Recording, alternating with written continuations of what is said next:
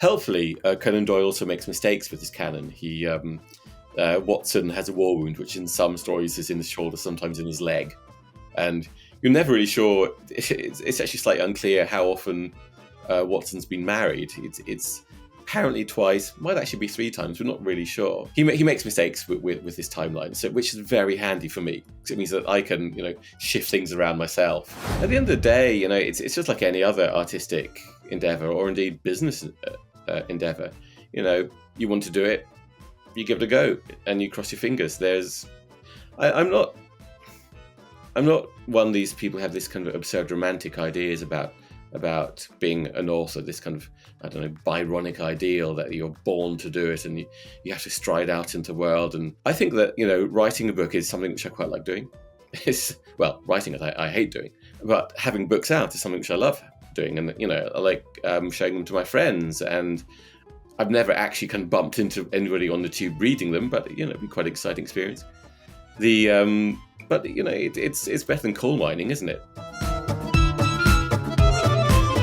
Hello, welcome along to Writer's Routine. This is the podcast where we take a look inside an author's working day. My name is Dan Simpson. Around here, you've got access to over 300 of the world's best authors, taking a look at how they get to work. So make sure you subscribe to the channel, and you can find so many of them over at writersroutine.com and wherever you get your podcasts. This week, we're joined by Gareth Rubin, a journalist and writer. He's covered social events, art, history, culture, travel for all of the major British papers. Now, his novels look at history. He takes high-concept, twisting thrillers, putting you back in time and asking, what if? And his new one is one of his biggest challenges yet. He's written a Sherlock Holmes novel. It's one of the only ones that's been ratified, endorsed, properly certified by the Sir Arthur Conan Doyle estate. Holmes and Moriarty, it sees Sherlock have to team up with one of his biggest adversaries ever, Professor James Moriarty. They make an alliance to try and take down a threat that is much bigger than both of them. And in this podcast, we'll take a look at how he got it down. We'll chat about the pressure of getting all those little Holmesian techniques, mysteries and clues right for the fans. Also, how he plans his day. It usually means escaping somewhere very boring to write. And why, for a published author of 4 novels, he doesn't actually like writing very much at all. Just before we dive into it, make sure that you follow this channel, like the video. You've got access to so many of the world's greatest authors, and we'll take a look at how they get to work. And let's get into it then with Gareth Rubin, and we start, as we always do, with what he sees around him in the place where he sits down to write. I am in the smallest bedroom in my house, which also serves as, an office study. Right now, the curtains are closed because otherwise I'd have the sun straight in my eyes, which would be blinding. And I have bookcases along one wall, which have a mass of my books in no particular order. They're not sorted in any way alphabetically by colour, by publication date, by genre. And one of them is full of my books now, English and foreign language editions, which is something which is quite pleasing for any author, to be able to pick through your books and see them in Estonian and Portuguese. And I haven't got the Japanese edition yet, but it's on its way. How helpful is seeing what you've done when maybe times are very tough and the words aren't coming out that day? Does that provide you some inspiration that you've been through this before? Yeah, not specifically when you get stuck on some writing, but in kind of general terms, just kind of walking past and sort of glancing through them and seeing them there and seeing that they do actually turn out in the end. You get this physical thing. Not to say that if anybody is just writing ebooks, there's anything wrong with that, but it is quite pleasing to have evidence that these things do happen in the end. Realistically, that not every writer does make it. Not every author who writes good books gets those books published. It's there's only so many books that can be published each year, at least by mainstream publishers. But hopefully, the dice rolls the right way, and if you produce a decent manuscript, it does get put on the shelves or released as an ebook. So you've got your bookshelf near you, and you say it's the smallest room in the house. Looking around you, is there anything maybe that helps you with the project you're working on? So any planning, detritus, kind of No, I whiteboards, that don't kind of stuff? plan whatsoever. The best thing for me is actually completely blank room. The best thing for me would be prison cell. Anything, and I close the curtains when I'm writing, because anything that I find interesting in the world, I find a distraction, stops me from writing. I'm sure some people find it kind of inspiring. I find precisely the opposite. I need to live completely within my own head when I'm writing. The and in terms of planning, no, I don't. A couple of times I've tried sitting down and planning out a novel, planning out the plot, the characters, but as soon as I started writing, I've just zoomed off on some tangent anyway, and that's just been 3 weeks of my life wasted. So now I sit down. I've got usually sit down with an image of the opening scene. I don't think about the kind of plot or the story at the opening. I just think what it looks like, and sit down, start writing some words, and then see where that takes me. I like to have a vague idea where I'm going to end up, but very often not really much at all. It is a very sort of randomized, organic, we're supposed to say these days, method of writing, but it's the only one which actually works for me. Um, how are you? Yeah, you're a busy guy. So, and just before we started recording, you mentioned how you were in Paris yesterday for like 4 hours. So you're here, there, and everywhere, and you quite often have to maximise that time. How are you at writing in somewhere more exciting than a prison cell box room? Bloody awful. No, it's sometimes I do go away writing. I do go on basically a writer's retreat for a week, but I spend or 5 days. I spend that time shut away in a really cheap hotel room, and I just I get up, have breakfast in the hotel breakfast room, go back to my room, work for three or 4 hours, go out, have reasonably quick lunch, maybe 15 minutes reading or something like that. Then go back to work for another 5 hours, and then emerge, have dinner. If I can stand it, go back and do another hour's work. But again, I go for the cheapest, barest hotel rooms in dull towns. I've interviewed many authors doing this, and quite a lot of them might like a nice window to look at. They enjoy perhaps sitting in a cafe because they got the hustle, the bustle, Fools, everyone. the hive of electricity around them. Why do you think you like such tedious sparseness? Where does that come from? I'm just very easily distracted by how interesting the world is, or I just I don't have sort of ADHD or anything like that, but I just very easy distracted in real life as well as writing. If it could be just staring at a tree or somebody moving in my eye line. The funny thing is that it works best either shut away in a bare room, or I can write a bit if I go to like a busy pub. If there's kind of constant movement around you, it's kind of like like a storm. You don't In a storm or in thunder or in rain, you can't pick out single raindrops, get distracted by them. If there's a sort of constant white noise background, that's okay. What's worst is if I go to, say, a pub and there's one couple at a table next to me talking, then I'll just sit there listening to their conversation. Is your sparseness mirrored in, because we get quite technological here and quite a little bit nerdy, is it mirrored with what you're writing on? So what software do you use? What font do you enjoy writing with, Gareth? I just use basic Word, and I was going just in Times New Roman, just something nice and simple.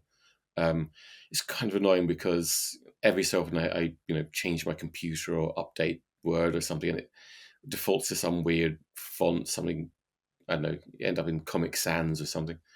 And yeah, that's just really irritating. I have to spend 2 hours trying to work out how to reset it to normal, to Times, because I'm probably most comfortable with Times because I spent 20 years as a journalist, and Times type fonts are the kind of most common in newspapers, so that's what I'm comfortable with. And they're not too pretty. They're not. There's some really sort of cool fonts out there, some really beautiful fonts which are used in magazines, but I'd probably be distracted by them as well. No, something nice and solid and traditional like Times is the best one for me. Let's just touch on your work as a journalist. I spoke to an author very recently who also has just started publishing novels after a 30-year career writing for publications. And she was saying that she had to almost forget part of what she learned. Like, it's very helpful in that you are able to sit down, close yourself off, and you need to get the words down. But also, perhaps being able to crack out 2,000 words very swiftly isn't always helpful to the quality of them. Well, that might be the case. Yeah. Yeah.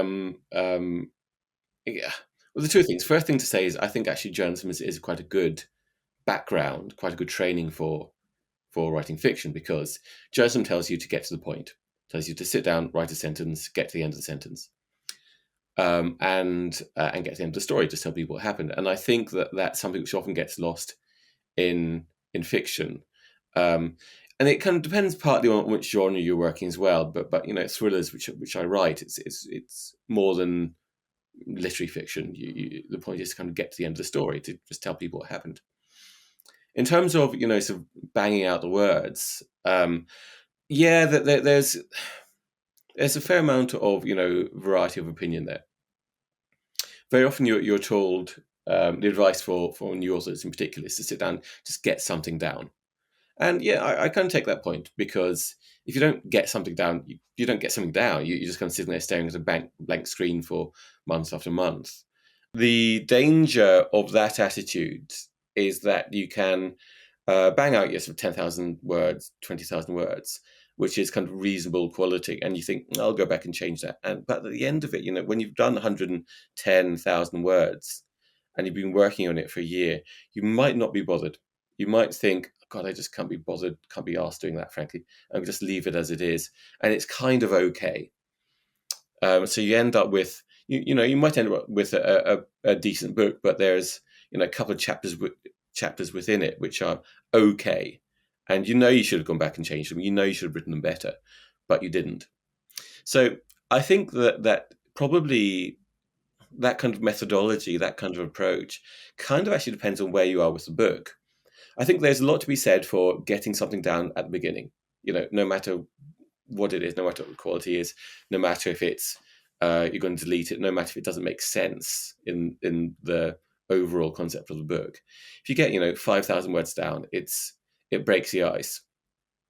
But I think from then on, maybe you should think more about making sure you're actually getting something reasonable quality down. You're not just banging out anything, because I assure you, after 12 months or 18 months of doing it, if you write the words the end, you're just not going to be massively motivated to go back and start rewriting chapters in the middle, especially if that has a big knock-on effect on the rest of the novel, and you think, oh God, if I change those, I'll have to change the subsequent 40,000 words. So I think that the best methodology, yes, it's to kind of say at the beginning of the book, get something down, don't worry about the quality, but once you've kind of broken the ice, then make sure it'll be worth reading. So with that, journalism being helpful to a career as a novelist, when you first started doing it, 4 books ago now, I think. I'm on to the fourth novel has just been published. There you go. How much did you have to almost reassess things, because you've been a journalist for so long, writing in a particular style, and it's very helpful, as you say, especially writing a thriller, because it helps you get to the point. But a novel is 80, 90,000 words. When you're writing a column, it's not that. How much kind of changing and tweaking of your approach did you need to do, or find you needed to do along the way? Yeah, it's certainly a different kind of mindset about your life, your lifestyle, more than anything, more than what you're actually writing. You have to sit down, you have to get your mindset into the idea that you're going to spend a year on a project, and there'll be nothing to show for it until a year is up. That you can send people a fragment of your book, but there's no real point. They'll just say, "Oh, very nice, dear." You've got to get into the mindset that you're going to spend a year investing in a project, and nothing might come out of it. You might get to the end of that, and you send it to your agent, or you send it to 20 agents, and they say no thanks. And that is kind of a slightly worrying prospect, that you are taking a punt. You're not just throwing chucking 50 quid on the Grand National. You're actually putting like £30,000 on the Grand National, and you're going for a 15-1 outsider. So chances are that you might come out with a fantastic win, but chances are you probably won't. And that is actually kind of worrying prospect for anybody kind of sitting down, particularly who hasn't been published before, hasn't written a published novel before. You just have to kind of make your peace with it, and you have to sit down, and you have to go into it realizing that. And I think if you spend a couple of weeks thinking about that before you even sit down and write the novel, you'll probably be less miserable at the end of it if it doesn't get anywhere. And like most authors, my first couple of novels didn't get published, and so I spent a couple of years working on stuff which was in many ways a waste of time. It got they were the first tentative steps towards getting published, but yeah, it's pretty depressing to spend 12 months or 24 months writing stuff which ends up just a file on your computer. And that's probably the kind of the biggest change, I think, between being a journalist and being a fiction author. That when you're a journalist, 8 out of 10 articles you write get published. Some don't, some get spiked. But vast majority of your time you're going to get somewhere. You're certainly going to get paid for it. I think that the hardest thing about moving into fiction is the realization that you might spend a significant chunk of your life and nothing specific comes out of it. So I think it's worth, new authors, whether they're journalists or not, as I said, kind of sitting for a while and just kind of sitting with that idea and getting used to the idea, so that it doesn't come as, a stab in the back when it actually happens, or if it happens. Fingers crossed that your first novel will get published, but most people don't. So when yours did not, and when your second did not, and knowing, as you say, this investment of time, this bet that you're taking on your idea is going to pay off, why carry on? What's drawing you to go again in the face of rejection for the 2 or so years previously? Oh, thirst for fame and public adulation. No, it's well, I had nothing else to do really, so thought, screw it, might as well give it another go. At the end of the day, it's just like any other artistic endeavor, or indeed business endeavor. You want to do it, you give it a go, and you cross your fingers. I'm not one of these people who have this kind of absurd romantic ideas about being an author, this kind of, I don't know, Byronic ideal that you're born to do it, and you have to stride out into the world and throw your ink around, or you'll shrivel up and die in a garret rather than spend your life as an accountant. If spending your life as an accountant is what you want to do, go ahead and do that. I think that writing a book is something which I quite like doing. Writing it I hate doing. We'll talk about that later. But having books out is something which I love doing, and I like showing them to my friends. And I've never actually kind of bumped into anybody on the tube reading them, but it'd be quite an exciting experience. But it's better than coal mining, isn't it? Especially seeing as Britain's last coal mine is just closed. So I guess when you think about whether this is something or not you want to do, then you don't have to sit down and think, oh, I absolutely have to do this, or I don't absolutely have to do this, so I won't. It's not something that people are born to do it. That's nonsense. It's something people like to do, and it's a way of earning money, and it's kind of a fun way of earning money, and it's a fun lifestyle. If you want to do it, give it a go. But I wouldn't say that. Don't imagine that your entire life, your entire being is bound up in it. If you were on a tube and you found someone reading Holmes and Moriarty, would you let them know that you're the author? Of course I would. I would go over, introduce myself, take a selfie, tweet about it, probably record, might pull the emergency alarm so that we're all stuck on there for another 90 minutes. I could go around signing copies, I probably would actually take some copies with me to hand out in that circumstance. So the show, Gareth, is called Writer's Routine. Just take us through yours then. The moment you wake up to the moment you go to bed on a day when you are sat down to write, how does the whole thing look? Well, it kind of depends on the best time that I actually get writing is when I can go away for a few days, go away for 5 days. And so, as I kind of mentioned earlier, that's, all I'm doing basically is writing. I give myself, half an hour over lunch to read a newspaper or listen to an audiobook or something, and probably the same in the evening. But otherwise, all I'm thinking about is sitting there, staring at the laptop. It's so much harder in real life when I'm at home, and I've just left journalism, so to speak. I just left the Observer after 20 years, part time. And so I don't have kind of distractions like that. But I do have distractions about doing my taxes, getting the washing machine fixed. I had a guy fix my roof yesterday.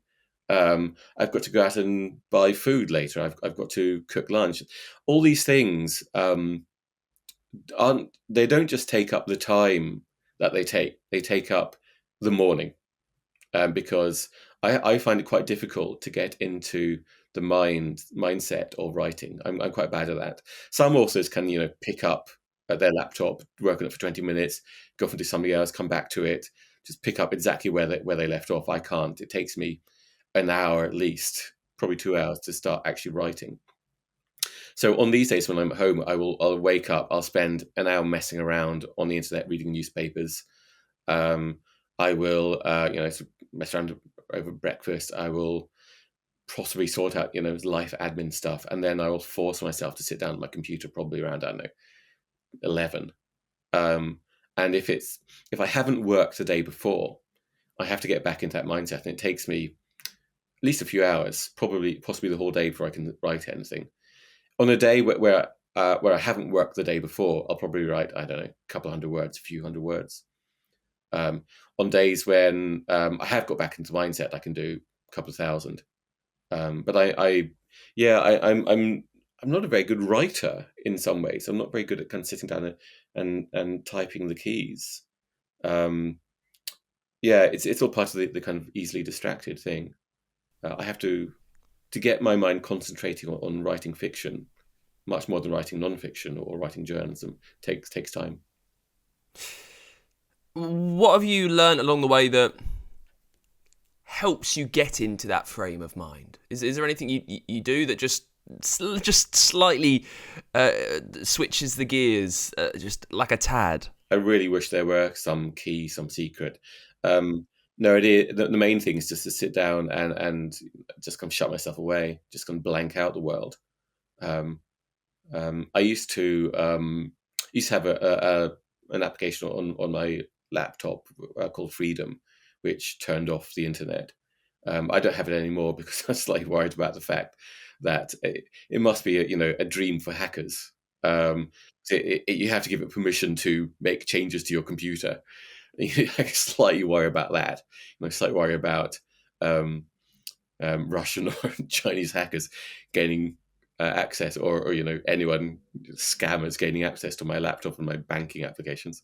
So now I just spend my time distracting myself a lot more with reading the news and the like online.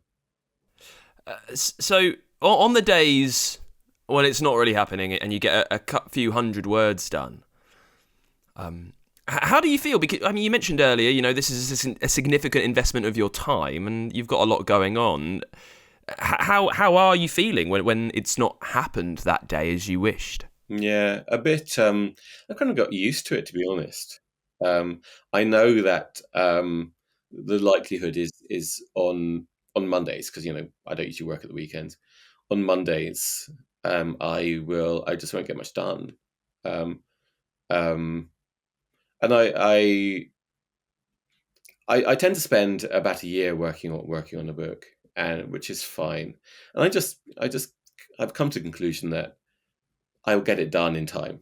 It's not a very efficient way of doing it. If I were better able to concentrate and get writing straight off, then I'd get more done. I'd spend 9 months on the book instead of 12, and I could spend those other 3 months, I don't know, writing another book or going on holiday or working in a bar or picking blackberries.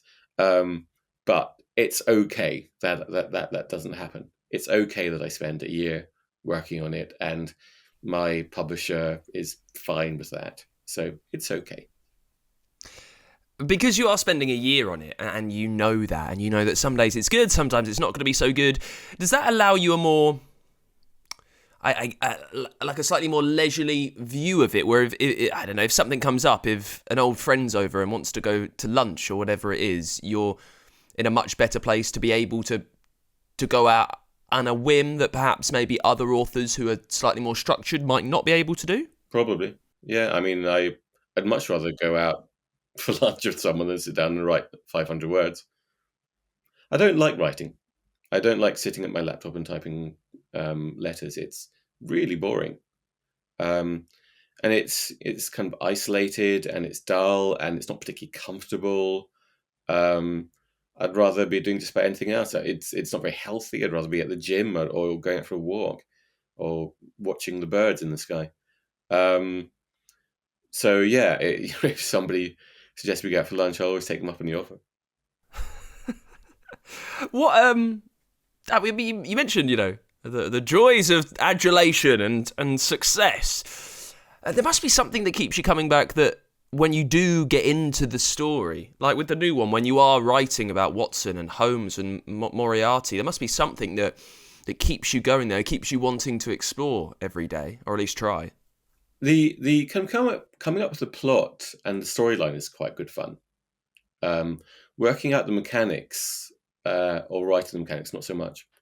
Yeah, it's. I think you have to recognise that there are actually kind of 4 or 5 different acts within different parts of writing. There is, there's the imagination. There's the general conceiving of the book and working out what people might want to buy and read. And then there's kind of sitting down and working out the plot. Then there's a complete separate thing, which is actually writing the plot and writing the storyline. And then there's the really dull stuff, which is proofreading it and editing it and taking in editorial notes from your editor, which is really the worst part of the whole process. Some of the authors I've spoken to while doing this, love it, right? They love the act of crafting and of finding the new word. Is there any envy there at all? Because you are spending so much of your life doing this. Would you like to enjoy it more than you are? Of course, yeah. Same way that I'm sure that somebody who puts chickens in boxes on a factory assembly line would like to enjoy putting chickens in boxes. It's a job like any other, in a sense. I wish I enjoyed that bit. I don't. It's a simple fact of life. In the same way as I wish I enjoyed going to the gym. I don't. I do it because it's necessary. Because it keeps me alive. It makes my heart and lungs stronger. But I don't enjoy spending 90 minutes on a cross trainer or lifting weights. It's dull. It's boring. It's just a necessity of life. So, are you writing 5 days a week? More or less. How do you know when you're done for the day? It gets about 5 o'clock and I'm exhausted. On the days when you take yourself to a nondescript cheap hotel in a town that's pretty dull, you're cracking out the words there, right? So, Yeah. What? I know there's no distraction, but what's changed, do you think, that lets you sit there and write thousands and thousands of words, like really going at it through the day, when that doesn't always happen in other times?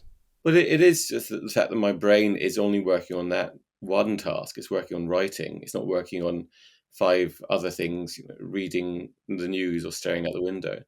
All these things that the brain actually takes a surprisingly large number of calories to work. It's actually quite a calorie intensive or joule intensive organ, which is why kind of thinking is actually surprisingly tiring.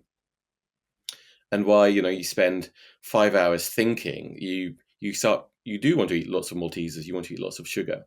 In the same way that if you spent 5 hours walking, you'd want to do the same. If you spent 5 hours just watching television, you wouldn't, or to a lesser extent. because you are expending less energy. The brain, so writing is surprisingly energy intensive activity. So if your brain is, one third of your brain is constantly switching onto, I wonder what's going on BBC News. I wonder what's happening outside my window. I wonder if I can see the sea from here. Then that's just using up more calories. So it is just making you physically more tired.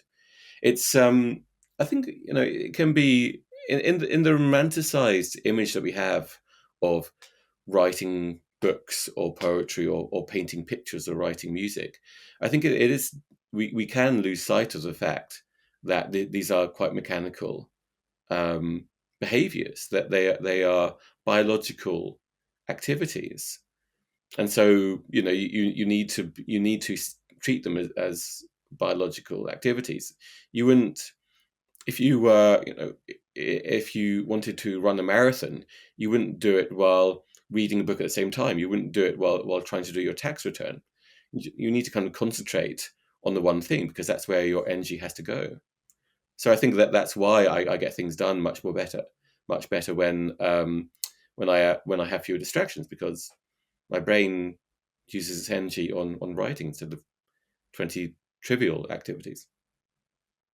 When you've finished a project, when the final draft is in and it's time for you to move on to the next idea, how are you feeling at that point when there's nothing to do? You don't have this arduous process of trying to get words down. Is it dread because it's coming again soon? How are you feeling?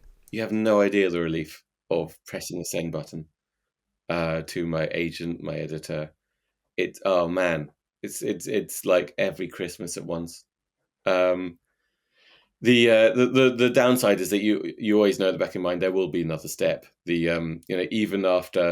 Even after, so you send the final draft, and you know that there's going to be proofreading. There's going to be final marks. Then it goes to copy editor. Then it goes to proofreader. So actually, 3 weeks later you're going to be reading this bloody book again. And my God, you have no idea the torture of reading a book 12 times, one that you've written. Apart from anything else, you always, whenever you read it, you think, oh God, I've written that quite badly. I should change that sentence. But it's the proofreading stage, and if you change that sentence, that you might introduce a mistake, and and even after the final proofs have been sent off, actually from now you're not free. You've still got to approve the cover. You've got to approve the blurb copy. You've got to do an article for a newspaper to promote it. You've got to be interviewed by this person, or you've got to go off to a promotional event or the launch event. It never actually stops. The things dry up for each book, but by that point, hopefully, you're already halfway through another book anyway. So you never really get much time to yourself. The most you get is a few weeks in between drafts, and you just treat that as a holiday. You go absolutely mad. You try to get onto Club 18 to 30 holiday in Magaluf. It's not so easy now because I'm 48. But otherwise, you just try to blow off steam during that few weeks. So the new novel, Holmes and Moriarty, I usually do this in a specific way, but I'll come to that. How does this type of book come about? Because this is fully with the approval of the Sherlock Holmes estate, and they don't often do that. I think they've done it once before. They've endorsed this kind of thing. The Conan Doyle estate, they approved the Anthony Horowitz's too, but it's a rarity. It came about largely because my agent was the publisher of Anthony Horowitz's novels, Holmes novels. So he's in contact with the estate, Conan Doyle estate. It came about because with my last book, The Turnglass, it's an unusual format. It's what's called a tet-besh book. That is 2 stories back to back, head to foot, interlaced, and you can read them from either story first. You can read them from either direction. And so it's quite a kind of radical format, which got a lot of attention, and I quite enjoyed working in. So I wanted to do something slightly unusual again, maybe with a again, was kind of 2 points of view. So I wanted to have two. I decided to put it in the first person narrative of two very different narrators, and Watson and Colonel Moran, who is Moriarty's right hand man. Yeah, they just kind of appear to me as quite interesting, different voices. Looking at the same events from different points of view is quite an intriguing thing. And then to roll that into a historical mystery thriller, which is generally what I write, the idea of having those two voices kind of appealed to me and occurred to me. So at that point, are you and your agent approaching the Conan Doyle estate? Roughly, yeah. So what happens next then? As in terms of you writing the novel, you think, oh, this is a good take on characters that we know very well, but then you need a plot. So what are you doing before you start writing? Quite a lot of time I'm talking to my friend Ed. Ed has been my sounding board for all my novels for a decade. He's a great guy. He's a journalist. We work together at the Observer, and we just spend a lot of time just kind of chatting about vague concepts, and then just kind of narrowing it down. It's we sometimes we do it in person, sometimes we do it by Zoom or something. And during that time, quite a lot, we spend a fair amount of it not talking, just kind of Googling stuff and looking up interesting things which happen on Wikipedia. We're just kind of letting our thoughts kind of just spiral and twist off into the ether, and hopefully something interesting comes out of it. So you come up with some just quite intriguing, maybe some intriguing historical event, or theme or cult or belief, and you think, I wonder if I can spin a plot out of that. And you kind of sit down and then we kind of chat about it, and we think, yeah, we can go with this. And then a couple of hours later we spent time kind of plotting things out, and you sort of think, oh no, actually no, that doesn't work for this reason. And often it will be for non-literary reason. It will be because it's too similar to something I've written before, or too similar to something somebody else has written, or I don't know, it's the theme is just too controversial right now. Maybe it's to do with race or something.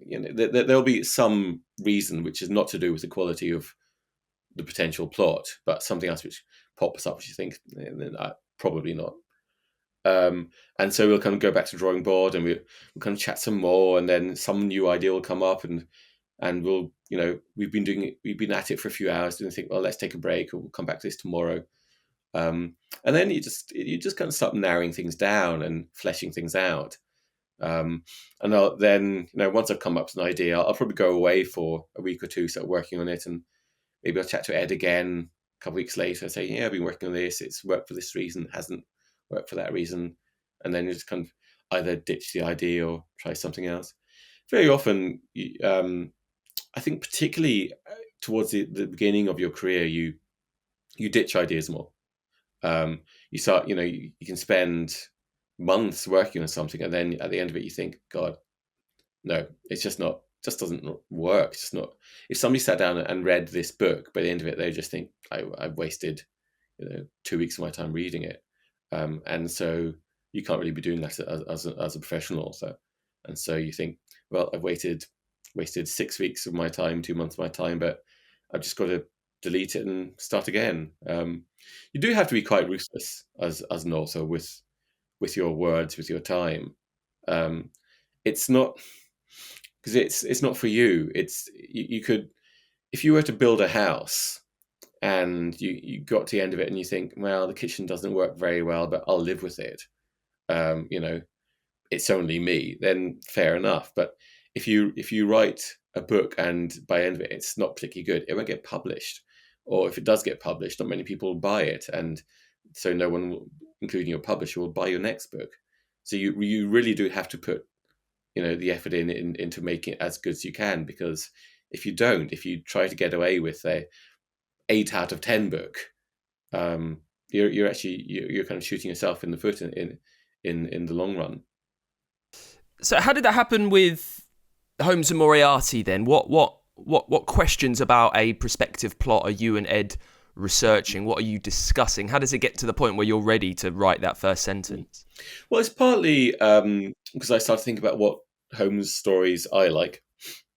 And my favourite Holmes story is The Creeping Man, which is not a very popular one because it's the maddest of all. It's absolutely insane. It's about an aging academic who uses serum taken from monkey glands so he can be more virile for his younger wife. It's absolutely insane. And it's a kind of Conan Doyle. Not many people can realize it. But when you look at all his canon of work, it's really into sci-fi. Um, and so, the variety of his writing is actually really interesting. People just think about Sherlock Holmes, but they forget about the fact that, for example, he wrote The Lost World, which is about explorers finding an island where dinosaurs still roam the earth. And he wrote fiction about a bare-knuckled boxer, the kind of quite some tough guy, gritty action hero. But he also wrote kind of very serious historical fiction, which was actually what he was most proud of. So, and even within Holmes stories, some of them are like The Valley of Fear are sort of gangland thrillers in which Sherlock Holmes barely even pops up. So there's actually quite a wide variety of subject matter and themes and styles for Conan Doyle.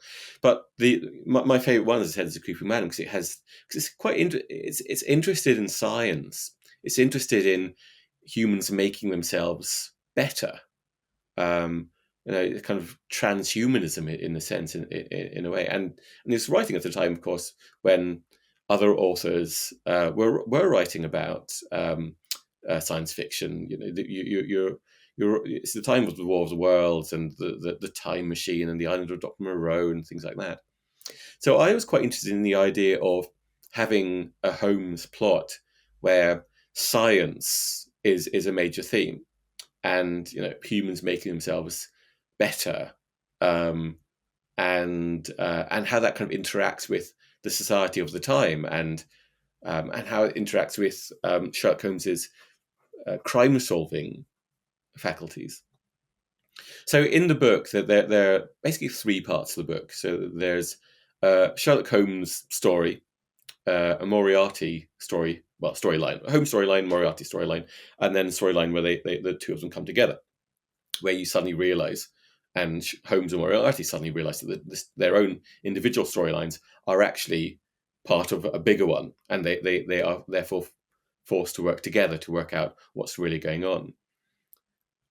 So I wanted to have that kind of science and thought and imagination being the overarching drive of the book, and but up to that point, Holmes is employed in a kind of more classic Sherlock Holmes storyline of a client comes to him with a strange tale, which doesn't initially seem dangerous. Nobody seems to be, in danger of losing their life. Just something very odd's going on. So an actor has come to him, and something very odd that every night he's been employed in this production of Richard III, and every night the audience comes, but it's the same audience each night, but they wear disguises, which is very odd. And it's exactly the sort of thing which happens in the classic Holmes story, that something odd but apparently innocuous is going on. But when Holmes kind of looks into it, he finds a bigger conspiracy, and there is danger. There's danger to his client, there's danger to other people.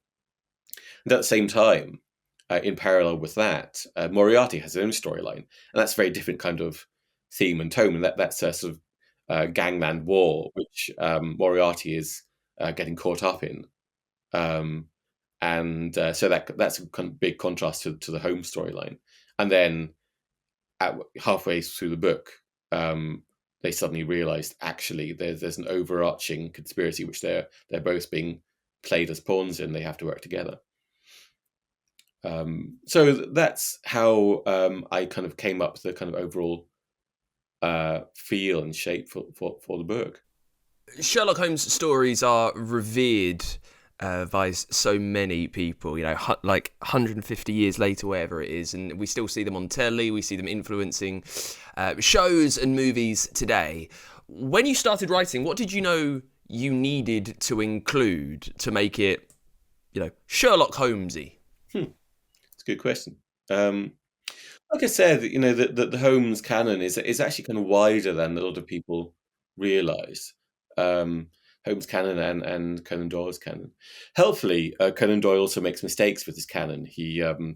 Watson has a war wound, which in some stories is in his shoulder, sometimes in his leg, and you're never really sure. It's actually slightly unclear how often Watson's been married. It's apparently twice, might actually be three times. We're not really sure. Um, and also, Watson has never heard of Moriarty until the final problem. But in one of the later stories that Conan Doyle writes, which are set before the final problem, Watson does know who Moriarty is. So he makes mistakes with his timeline, so which is very handy for me because it means that I can shift things around myself and nobody can really object to it. In terms of kind of what themes, it's the obvious stuff, isn't it? You want him to be this kind of, you want Holmes himself to be this brilliant semi-robot, semi-human. The Conan Doyle included, a few gags here and there in the Holmes stories. I put a few more in just because I like writing jokes, and also because my novel is over 100,000 words long, which is twice the length of any actual Holmes novel. And so it gives me space to have a bit more kind of variety in the writing style. So you can always you can go off a little bit, have a bit of a slightly comedic scene, and then you can come back to the more sort of classic Holmes, dirty London, smog-filled, assassins lurking in every alleyway kind of atmosphere. Well, let's talk about that style then, because it must be an interesting thing to attempt, because this is, it's a Gareth Rubin novel, but I imagine a lot of people are going to buy it because it's a character who you did not invent, and it's been endorsed by the Conan Doyle estate, and one of the most famous storytellers there has ever been. How much were you thinking about doing your thing, but through the lens of Sir Arthur Conan Doyle, like not aping, but reflecting how he told stories? That is a good question. I think I just have to come back to the point that he varied quite a lot in how he did write stories, in his characters, in his plots, in his themes, and the length of his stories. From some Holmes stories are 5,000 words long, some are 50,000 words long. So it did give me a lot of leeway to make it my book, as much as although he created the character and the kind of general idea of the book, it is, like you say, it's my novel more than anything, really. You mentioned at the start that you don't plot and plan too heavily. You sit down with an idea, with an image. I mean, Holmes stories are known for the intricate puzzle, and yours is too. And not just that, but Sherlock Holmes noticing specifically how tall the villain is, and maybe there's a patch of dust on his right knee, which means 4 weeks ago he was climbing through a chimney, whatever it is. Those details must be quite tricky to plan and to remember and to work out if you're actually writing nothing down aside from your manuscript. Yeah, and those are that's the hardest thing of all to get right about writing a Holmes story. Conan Doyle is just brilliant at clues, more than anything. That's I think where his kind of real genius lay, in the actual kind of mechanics of a mystery. In terms of sort of how I go about doing it, I think that I have the great advantage that I have a laptop and a word processing package, whereas he was writing with a pen and paper, which means that it's much harder to edit work. It's harder to I can put something down, I can come back to it later, and I can delete it, add something new, improve it, whatever. I do wonder, how much better Hamlet would have been if Shakespeare had had a MacBook Pro. We could have sorted out that whole to be or not to be thing. it does make things a lot easier having this kind of amazing tool that we have 150 years after Conan Doyle was writing. So, which I think, something which anybody who is thinking about writing a book or wants to write a book should bear in mind, that you have a great advantage over Dickens, a great advantage over Jane Austen or Charlotte Bronte. The only thing which Bronte and Austen had over you probably is that they had a lot more time. Probably Dickens not so much, because he was also editing a newspaper and all sorts of things. But just bear in mind that you have this amazing tool which the great writers of the past never had. In terms of how I get the clues and the like, it is largely a case, actually quite a lot of it's kind of retrofitted. So I will I'll put down an interesting aspect, quirk, detail about someone, and then later on, when I'm trying to work, side on the precise nature of the crime or the investigation, I'll actually go back to that detail which is already there and fit it around that. That actually worked quite well. You'd think it'd be quite clumsy, but it isn't in the end. It actually worked quite well. I think my last question will actually be around the technical aspect of being endorsed by the Conan Doyle estate. Is there a jeopardy involved there? Do they say at the start, yeah, go ahead, give it a go, and then you're writing 100,000 words with the knowledge that at the end they could say, actually, we're going to withdraw this and it's not going out? How does that work? How influential are they? I suppose so. You can publish a Sherlock Holmes novel without the endorsement of the Conan Doyle estate. It's not illegal to do that. Not now. I mean, it was until quite recently. But so that that there is not absolute jeopardy there. I could have had the novel published, but having it as an authorised Sherlock Holmes novel is a different sort of animal. So there was some jeopardy there, I suppose. Not absolute jeopardy. I wasn't betting the house on it. Do they give you like a crib sheet of things that must be included? No, entirely up to me. If I'd written, written one set in the 44th century where he is an amoeba using laser beams, I would think they might have said no thanks. But no, as long as I was doing a reasonably sort of classic approach, that it was fine. I wondered if, because there's the myth, isn't there, that is it elementary my dear Watson is never actually said, and there are these things that he doesn't wear a deerstalker as often as you think it is at all. I wondered if they were quite keen to keep some of these mythologies going, or have some aspects or not have others. No, I never got notes about that. And by the way, that's actually a sort of double myth about elementary my dear Watson. He doesn't say it in the stories, but he does actually say it in the play Sherlock Holmes, which was written by Conan Doyle and William Gillette, an American actor. So actually, it does have a pedigree with Conan Doyle. So you can say elementary my dear Watson if you want to. And that is it for this week's episode of Writer's Routine. Thank you so much to Gareth Rubin for coming on the show. The new novel, Holmes and Moriarty, is out right now. One of very few novels to have been officially endorsed, certified, ratified, whatever it is, by the Sir Arthur Conan Doyle estate. If you enjoyed this chat, if you want more, you've got loads of them right here on our YouTube channel. Make sure you follow, subscribe and like the video. You've got access to all of them and we update it all the time. And I'll be back next week with a brand new author on the podcast for you. Until then, thanks for watching.